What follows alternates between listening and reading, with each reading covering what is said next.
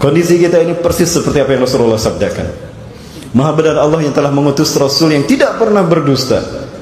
Di dalam hadis yang diriwayatkan oleh Syekh Adz-Dzahabi, yang ditakhrij oleh Ibnu Hajar Al-Asqalani di dalam kitabnya Nasahihul Ibad, dari sahabat Anas bin Malik, Rasulullah bersabda, "Ya'ti ala ummati fi akhir zaman." Ya'ti ala ummati zamanun, akan datang satu zaman pada umatku, ru'asa'uhum kal asadi, pemimpin mereka bagaikan singa, wa wuzara'uhum kal dhi'ab, menteri-menterinya bagaikan serigala, wa qudatuhum kal kilab, dan penegak hukumnya, hakimnya bagaikan anjing, wasairun nasi kal agnam, dan rakyatnya bagaikan domba. Fa kaifa ya'isul ghanam indal asadi wal dhi'abi wal kilab. Maka bagaimana bisa anjing hidup di tengah-tengah singa, serigala dan anjing? Singa, serigala dan anjing. Bisa tidak domba hidup di tengah-tengah singa, serigala dan anjing? Ya, itulah kondisi kita hari ini. Assalamualaikum warahmatullahi wabarakatuh. Alhamdulillahilladzi hadana li hadha wa ma kunna linahtadiya lawla an hadana Allah. Laqad ja'at rusulu rabbina bil haqq wa nuru tilkum wal jannatu urithumuha bima kuntum ta'malun. Asyhadu an la ilaha illallah wahdahu la syarika lahu wa asyhadu anna Muhammadan abduhu wa rasuluhu la nabiyya ba'da. Ma syaa Allahu kan wa ma lam yasha lam yakun wa la haula wa la quwwata illa billah. Allahumma shalli wa sallim ala habibina wa nabiyina Muhammadin bi Abdillah wa ala alihi wa ashabihi wa mawala. Qala Allah ta'ala fi kitabil karim wa bi qawlihi yahtadi al-muhtadun. A'udzu billahi samil alim minasy syaithanir rajim min hamzihi wa nafthihi wa nafthihi. Ya ayyuhalladzina amanu taqullaha haqqa tuqatih wa la tamutunna illa wa antum muslimun. Wa qala Rasulullah sallallahu alaihi wasallam yufassiru hadhihi al-ayah في حديثه الذي موقوف من عبد الله بن مسعود أنه قال اتقوا الله حق تقاته أن يطاع فلا يعصى وأن يشكر فلا يكفر وأن يذكر فلا ينسى. وقال تعالى في آيات الأخرى وابتغي فيما أتاك الله دار الآخرة ولا تنس نصيبك من الدنيا وأحسن كما أحسن الله إليك ولا تبغي الفساد في الأرض إن الله لا يحب المفسدين. وقال رسول الله صلى الله عليه وسلم وهو الصادق الوعد الأمين سددوا وبادروا وقاربوا فإنه لا يدخل الجنة أحدكم أعماله. قيل ولا أنت يا رسول الله؟ قال ولا أنا ولكن الله يتغمدني برحمته. وهو قال في حديث الأخرى Al-kayyisu man dana nafsuhu lima ba'dal mamat. Al-hadis kama qala sadaqallahu al-azim wa sadaqa rasul karim wa ala dzaka minasyahidin. Tidak kata yang bisa kita panjatkan pada kesempatan malam hari ini kecuali syukur kita kepada Allah Azza wa Jalla yang telah menakdirkan kita berada di masjid ini, menakdirkan kita bisa berada dalam haflah mubarakah di Masjid Jami'atul Zahidin. Dan ini merupakan kehormatan bagi kami pribadi bersama teman-teman dari Yayasan Mulia Berbagi Indonesia mendapatkan kesempatan untuk bisa bermuajahah dan juga hadir menyampaikan sesuatu pada para mualaf sekalian jamaah Masjid Jami'atul Zahidin ini. Mudah-mudahan Allah Subhanahu wa taala memberkahi kita semua. Amin. Dan mudah-mudahan majelis kita ini, hadirnya kita ke sini menjadi wasilah kita mendapatkan surganya Allah Azza wa Jalla. Kenapa demikian? Salawat dan salam semoga tercurah pada uswah dan qudwah kita Rasulullah Muhammad sallallahu alaihi wasallam yang telah meyakinkan kita untuk istiqomah hadir dalam majelis ilmu. Karena beliau menjelaskan pada kita, man salaka tariqan yaltamisu fihi ilman sahhalahu Allahu tariqan ilal jannah. Barang siapa yang melangkahkan kaki menuju majelis ilmu, maka Allah akan memudahkan baginya jalan menuju surga. Yang Bapak Ibu melangkah dari rumah ke sini menuju majelis ilmu, apalagi kita laksanakan di rumah Allah di masjid. Yakin Allah memudahkan jalan kita menuju surga? Yakin. Karena saya yakin Jika kaki kita mudah langkahkan menuju masjid, jika kita mudah melangkahkan kaki kita menuju kebaikan, jika kita mudah melangkahkan kaki kita menuju ke majelis ilmu, maka kaki kita akan mudah menuntun kita ke surga. Itu hukumnya. Apakah ini hanya sebatas konsep lalu kita yakini dan tidak ada buktinya? Ada buktinya. Baik, mudah-mudahan tayangan yang satu ini meyakinkan kita untuk istiqomah kita dalam menuntut ilmu dari Allah Subhanahu wa taala. Betapapun yang menyampaikannya mungkin orang seperti saya.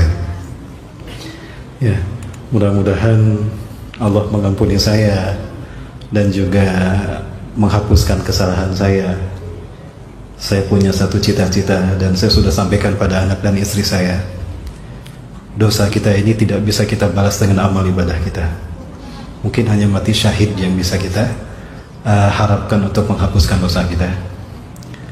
Mohon doanya Bapak Ibu, saya sudah sampaikan pada anak dan istri saya untuk nanti hijrah ke Palestina dan meninggal di sana. Mudah-mudahan, amin. Wah, sedikit yang mengaminkan ya. Baik Bapak Ibu sekalian, kok jadi tegang begini nih. Yang saya hormati dan saya muliakan karena Allah, DKM Masjid Jamiatul Zahidin dan juga para sesepuh, para tokoh yang dirahmati Allah, hadirin kaum muslimin dan rahimakumullah. Saya seyogianya hadir pada maghrib tadi, cuma memang qadarullah ini saya lupa juga. Saya sebetulnya membaca jadwal, cuma karena tadi ada urusan jadi lupa pelang, saya tidak bisa menyampaikan. Dan panitia pun juga biasanya pada Isya gitu. Jadi mohon maaf kalau saya hadirnya pada Isya, dan alhamdulillah para mullah masih istiqomah. Saya yakin para mullah istiqomah ini karena insya Allah akan mendapatkan yang satu ini. Amin insya Allah. Jadi apa yang disampaikan oleh Rasulullah SAW ini mesti kita yakini. Selama dia hadisnya sahih dan tidak ditemukan hadis-hadis yang mendoaifkannya, dan hadis itu lebih kuat. Setidaknya ini menjadi satu cerminan bagi kita bahwa orang yang melangkahkan kaki dan menuju kebaikan itu pasti akan Allah tunjukkan kemuliaannya. Dan jika seseorang mendapatkan kemuliaan di kuburnya, maka dipastikan kemuliaan itu akan berlanjut sampai dia bertemu dengan Allah Azza wa Jalla. Karena Rasulullah SAW menjelaskan, siapa yang Allah berikan kemudahan di alam kuburnya, Allah lapangkan kuburnya, Allah berikan kenikmatan dia dari kenikmatan surga yang Allah janjikan padanya di kuburnya, maka itu akan menjadi jaminan kemudahan di yaumul ba'as, kemudahan baginya di yaumul mahsyar, kemudahan baginya di yaumul hisab, kemudahan baginya di yaumul mizan, kemudahan baginya di yaumul jaza, bahkan kebahagiaan yang hakiki baginya di yaumul akhir atau di yaumul khulud. Ini pengusulian. Nah, mudah-mudahan kita diistiqomahkan Allah selalu hadir dalam majelis ilmu ini, siapapun yang menyampaikannya sesuai dengan Quran dan Sunnah. Betul Bapak Ibu? Amin ya rabbal alamin.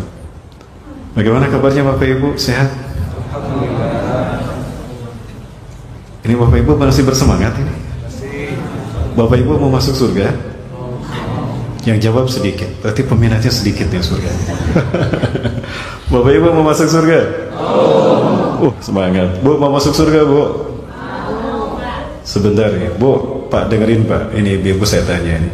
Bu mau masuk surga Bu? Mau tanpa hisab atau mau mampir dulu di neraka? Tanpa hisab. Kalau kami berjihad di jalan Allah, mati syahid, alhamdulillah dijamin surga tanpa hisab. Kalau Ibu mau ikut berjuang juga? Nah, cuma satu orang. Saya tunjukkan pada ibu-ibu ini, ibu-ibu yang mau masuk surga tanpa hisab, tanpa mampir ke neraka, langsung di padang mahsyar disuruh ke surga. Ya, ada satu jalan bagi ibu-ibu untuk mendapatkan kemudahan masuk surga tanpa hisab. Mau Bu? Mau diamalkan tanpa ragu? Pak dengerin Pak, tanpa ragu ya. Halo. Ada Bu? Sabar. Sabar jika benar-benar dilaksanakan sesuai dengan makna yang Allah ajarkan pada kita melalui Rasulullah SAW, itu akan membuahkan pelakunya masuk surga tanpa hisab. Rasulullah SAW menjelaskan dalam satu hadisnya, yusyarun nasu fil mahsyari khamsina alf sanah. Manusia nanti digiring di padang mahsyar selama 50.000 tahun. Dalam keadaan apa? Hufatan, tanpa alas kaki. Berapapun banyaknya alas kaki yang kita punya, semuanya nggak sampai ke alam mahsyar. Bu, punya berapa alas kaki Bu di rumah Bu? 5. Masya Allah, 5 Bu ya. Apa aja Bu mereknya Bu? 1. Swallow. Yang kedua Rindi, ketiga Bata, keempat Edward Forer, yang keenam di akhirat nanti kita sama alas kakinya, bukan Nickerman, bukan Weidenman, tapi Nyekerman, gitu ya. Urotan telanjang bulat tanpa alas kaki. Ketika Rasulullah menyebutkan kita telanjang tanpa alas kaki, Siti Aisyah tersenyum. Padahal sejak awal menangis tuh, karena mendengar dahsyatnya cerita hari kiamat. Rasul cerita panjang tentang perjalanan menuju hari kiamat, menuju perjumpaan dengan Allah, sampai Siti Aisyah menangis. Begitu Rasulullah sebutkan nanti di padang mahsyar kita dibangkitkan, dikumpulkan dalam keadaan telanjang bulat. Siti Aisyah bertanya, ya Rasulullah, hakkan biduni libas? Betulkah ya Rasulullah kita dikumpul tanpa pakaian? Ayo bala, hakkan biduni libas, tanpa pakaian.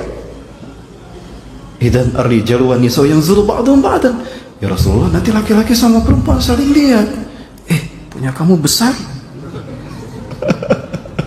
Apakah seperti itu? Tidak.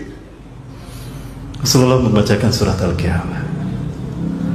Wujuhun yawmaidin nadirah ila rabbiha nadirah. Semua wajah semuanya menghadap ke depan kepada Tuhannya, mereka memandang. La tazkuru nafsan siwa ila nafsah. Tidak ada seorang pun yang ingat kepada siapapun. Setiap manusia akan lupa pada kenikmatan hidup di dunia. Dia lupa pada anaknya, lupa pada istrinya, bahkan lupa kepada siapapun yang dicintainya.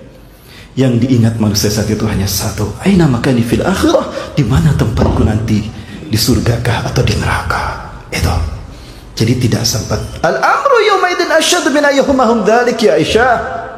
Perkara pada saat itu dahsyat, manusia tidak akan sempat lirik kiri dan kanan. Allahu Akbar. Orang yang mendapatkan kemudahan di kuburnya, dia tidak akan pernah lama. 50.000 tahun bagi para pendosa, bagi orang beriman saatan qalilah, cepat sekali, tidak lama. Dan setelah mereka dibangkitkan telanjang, langsung Allah hijabi mereka. Yang pertama Allah hijabi adalah Nabi Ibrahim alaihi salam. Jadi istiqomah Bapak Ibu ya, menghadiri majelis ilmu. Bu, kembali saya tanya Bu, belum selesai.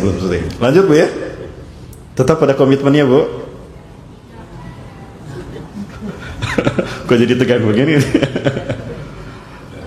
Ketika manusia digiring untuk masuk ke hari-hari berikutnya, 50.000 tahun, tiba-tiba ada sekelompok orang yang selonong boy saja. Mereka nggak mau ngantri, langsung maju ke depan menuju surga. Maka para malaikat mencegatnya. Tawakkafu. Aina antum dhahibun? Mau kemana kalian pergi? Berhenti. Apa kalian tidak baca? Dimohon antri di dalam nyelek. Balik lagi sana. La. Aina antum dhahibun? Mau kemana kalian?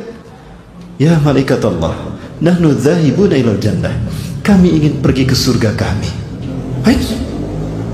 Enak aja kalian mau masuk surga. Fima kuntum, emang kalian siapa? Orang ngantri ribuan tahun, kalian selonong boy begitu saja. Siapa kalian? Maka mereka menyatakan, ya malaikat Allah, nahnu sabirun. Wahai malaikat Allah, kami adalah orang-orang yang bersabar. Gampang orang ngomong sabar. Pak Sobirin aja belum tentu sabar.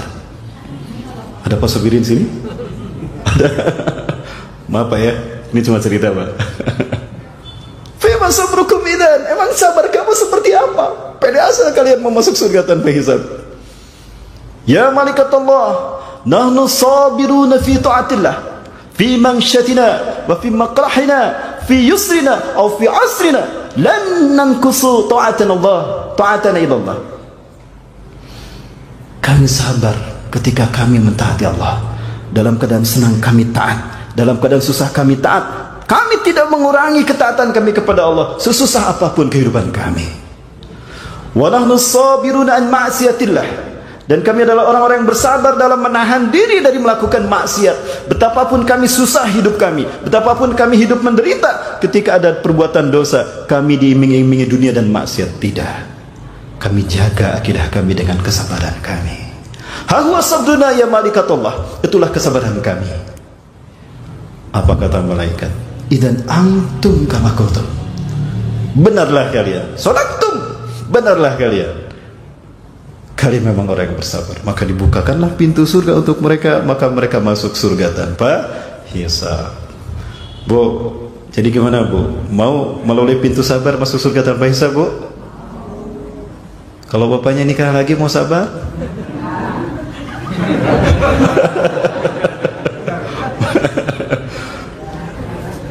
Tuh, katanya mau masuk surga tanpa hisab.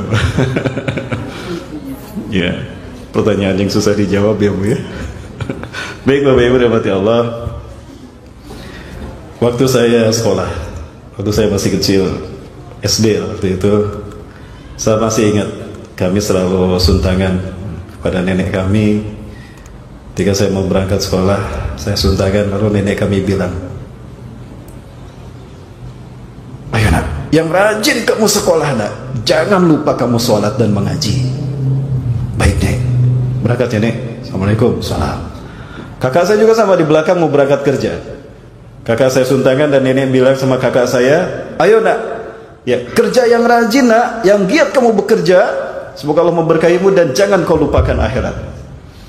Ya, nasihat itu saya kira para mboloh juga sering mendapatkan seperti itu, betul? Betul ya? Orang tua kita, nenek kita, mereka selalu menasihati seperti itu. Ya, betul tidak nasihat itu? Betul ya? Yakin? Sekolah yang rajin jangan lupakan sholat. Kerja yang giat dan rajin jangan lupakan akhirat. Betul? Apakah nasihat itu betul? Yakin? Kita lihat Pak ya, kita ukur dengan Quran dan hadis. Jangan-jangan ada yang terbalik dari nasihat itu. Coba kita lihat ayat ini. A'udzubillahi minasyaitonirrajim. Wabtaghi fima ataakallahu daral akhirah, dan hendaklah kau cari kebahagiaan hidupmu di alam yang sesungguhnya, akhirat. Cari nak kebahagiaanmu akhiratmu nak. Wala tansa nasibaka minad dunya. Tapi jangan kau lupakan duniamu. Jangan kau lupakan kalau kamu harus sekolah. Jangan lupa kalau kamu harus bekerja. Harusnya begitu nasihatnya. Jadi gimana? Nasihat yang tadi benar apa salah? Kebalik. Inilah sebetulnya yang membentuk paradigma hidup kita. Orientasi hidup kita jadi dunia dan dunia, sehingga akhirat sekedar kita ingat. Padahal akhirat adalah kampung yang sesungguhnya. Betul? Betul Bapak Ibu? Belakangan saya baru sadar, oh berarti nasihatnya kebalik ini. Pantes kita seharian habis nyari dunia, lalu sisanya baru untuk kita akhirat. Allahu Akbar. Ini filosofi yang salah yang harus kita tinggalkan. Orientasi hidup kita yang harus kita rubah. Harus kita reorientasi kembali visi misi hidup kita di dunia. Yang benar adalah carilah akhiratmu. Kejar akhiratmu nak, jangan kau lupakan sekolah. Raih surgamu nak, jangan kau lupakan bekerja. Yang benar seperti itu. Tapi demikianlah kebanyakan manusia. Mereka lebih cenderung hedonis, materialis belakangan ini. Karena memang begitulah dunia. Indah di mata kita, indah di mata syahwat. Pada dunia tidak ada artinya dibandingkan dengan akhirat. Apa sebetulnya yang kita cari di dunia Pak? Kalau tidak salah ini yang kita cari di dunia, betul? Kenapa Pak? Ada yang kurang? Ada yang kurang? Ini kan yang kita cari di dunia. Pertanyaannya, dari semua hal yang ada yang isi dunia ini, apakah sudah kita dapatkan semua? Belum. Belum Pak. Usia Bapak udah berapa Pak? Masih banyak yang belum Bapak dapatkan. Usia sudah berapa Pak? Jadi saya tanya, dunia itu dekat apa jauh Pak? Jauh. Sementara akhirat dekat. Dunia itu jauh, akhirat itu dekat. Sedekat kematian kepada kita. Dunia itu jauh karena kita belum tentu mendapatkannya. Betul? Ah itu dia Pak. Tadinya saya mau gambarkan ini, cuma sayang sekali terlalu soleh akhwatnya. Saya ganti sama ini aja. Akhwatnya terlalu soleh. Ya nanti aja lah jadi pasangan saya di akhirat ya, di surga. Iya, saya ngomong gini kan istri saya nggak ikut.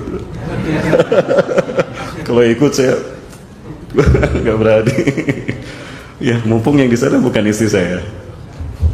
Gitu Pak ya, subhanallah.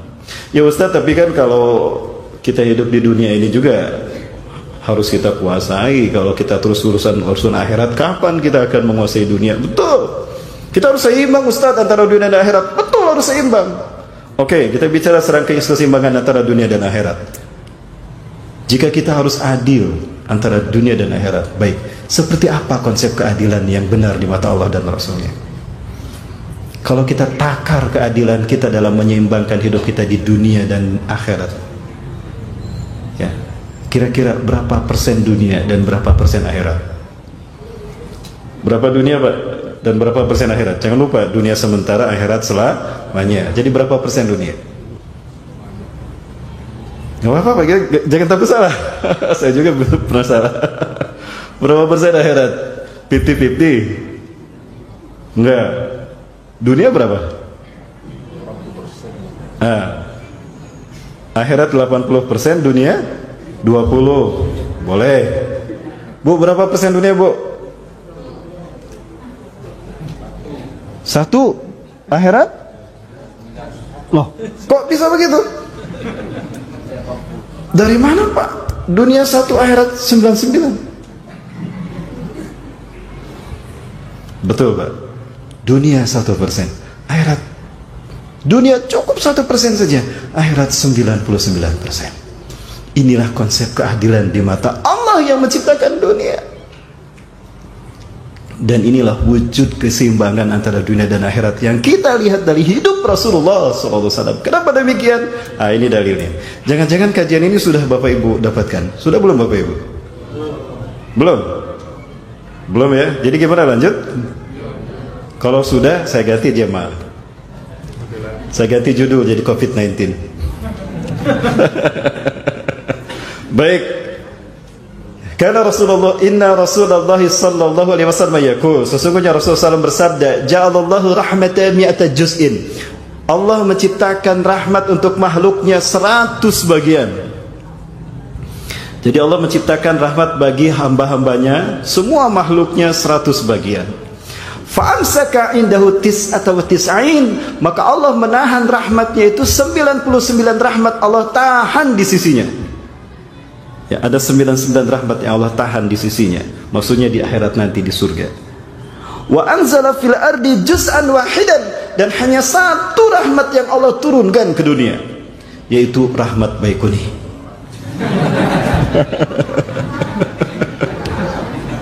Rahmat Baikuni. Karena cuma ada 1 rahmat di sini. Ada rahmat yang lain?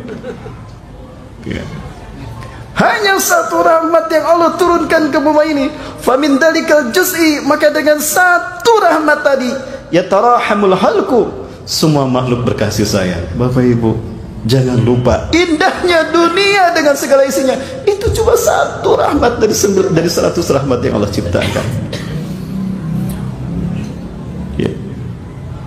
Jadi yang kita kejar selama ini seumur hidup kita dari pagi sampai malam itu cuma 1 rahmat saja. Cuma 1%. Udah gitu dibagi kepada semua makhluk. Berapa jatah manusia? Udah gitu dibagi pada sekian miliar manusia. Berapa jatah Pekanbaru? Makin kecil Bapak Ibu. Itulah dunia. Lalu kenapa kita habiskan waktu kita untuk yang 1%, sementara yang 99% hanya sekedar tidak lupa, hanya sekedar sempat saja atau waktu sisa? Gimana Bapak Ibu sekalian? Baik. Dunia yang kita kejar ternyata tidak berarti dibandingkan dengan akhirat kita.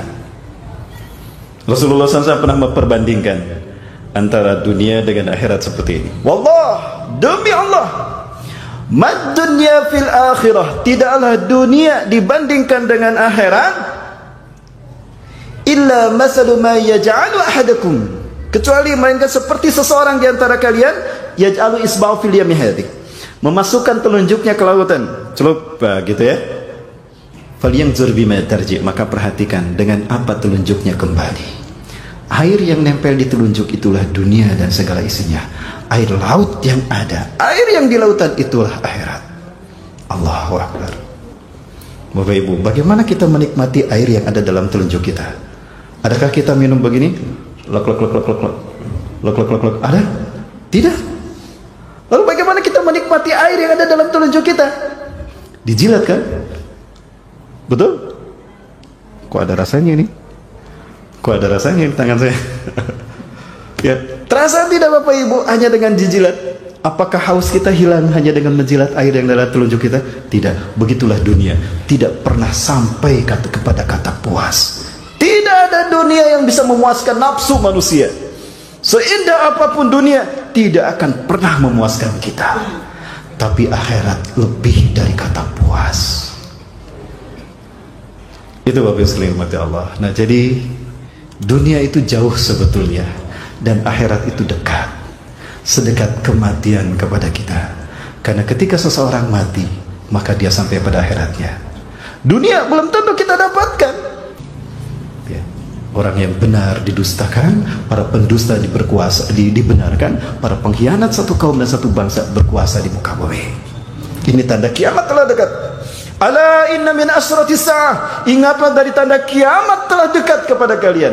Telah dekat kejadiannya. Tanda-tandanya adalah angturfa al-asrar wa tudu al-akhyar. Manusia-manusia buruk muncul memimpin dunia, dan orang-orang terbaik pilihan umat disingkirkan. Sudah terjadi belum? Di mana? Di negeri entah berantah. Di negeri autopilot. Di negeri hutan raya, hutan rimba. Kondisi kita ini persis seperti apa yang Rasulullah sabdakan. Maha benar Allah yang telah mengutus Rasul yang tidak pernah berdusta. Di dalam hadis yang diriwayatkan oleh Syekh Al-Dhahabi, yang ditakhlid oleh Ibnu Hajar Al-Asqalani di dalam kitabnya Nasahihul Ibad, dari sahabat Anas bin Malik, Rasulullah bersabda, "Ya'ti ala ummati fi akhir zaman." Ya'ti ala ummati zamanun, akan datang satu zaman pada umatku, ru'asa'uhum kal asadi, pemimpin mereka bagaikan singa, wa wuzara'uhum kal dhi'ab, menteri-menterinya bagaikan serigala, wa qudatuhum kal kilab, dan penegak hukumnya, hakimnya bagaikan anjing, wasairun nasi kal agnam, dan rakyatnya bagaikan domba. Fa kaifa ya'isul ghanam indal asadi wal dhi'abi wal kilab. Maka bagaimana bisa anjing hidup di tengah-tengah singa, serigala dan anjing? Singa, serigala dan anjing. Bisa tidak domba hidup di tengah-tengah singa, serigala dan anjing? Ya, itulah kondisi kita hari ini. Ketika pemimpinnya bagaikan singa. Apa itu singa? Apa yang kita tahu dari singa? Ada sebutan julukan bagi singa. Singa itu adalah raja hutan. Betul? Ada tidaknya pemilu di hutan, singa tetap rajanya. Betul? Ada tidaknya pemilu di hutan, tetap singa rajanya. Dan pertanyaan saya, kalau singa menjadi raja, apakah karena kebijaksanaannya? Apakah singa menjadi raja karena keadilan dan kebenaran yang diusulnya? Tidak. Tapi singa menjadi raja di hutan karena kekuatannya, karena dia paling kuat, maka dia menjadi raja. Betul? Dan celakanya ketika singa menjadi raja hutan, habis rakyat hutan dimakanin. Rusak rakyat hutan, bukan? Rakyat hutan. Kalau rusak ketemu singa, siapa yang dimakan? Rusak. Apa lagi? Unta. Jerapah rakyat hutan, bukan? Rakyat hutan. Ketika singa ketemu jerapah, yang dimakan siapa? Itulah. Ketika singa jadi raja hutan, habis rakyatnya dimakan. Sudah terjadi belum? Di negeri autopilot. Saya nggak nyebut, udah nggak usah disebut ya. Dan ketika pemimpinnya singa, maka menterinya bagaikan serigala, menjilat ke atas, ya, menipu ke bawah. Singa juga, kenapa menjilat ke atas? Dia pengen daging seperti yang dimakan singa, tapi dia nggak mampu, tidak kuat seperti sekuat singa.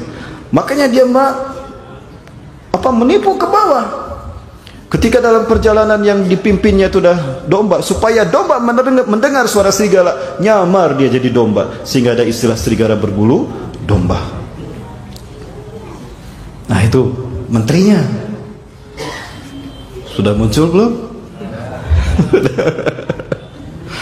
Dan ketika itulah maka penegak hukumnya bagaikan anjing. Wa qudatuhum kal kilab. Penegak hukumnya bagaikan anjing. Ya, yang namanya anjing bersahabat sama yang ngasih daging. Betul?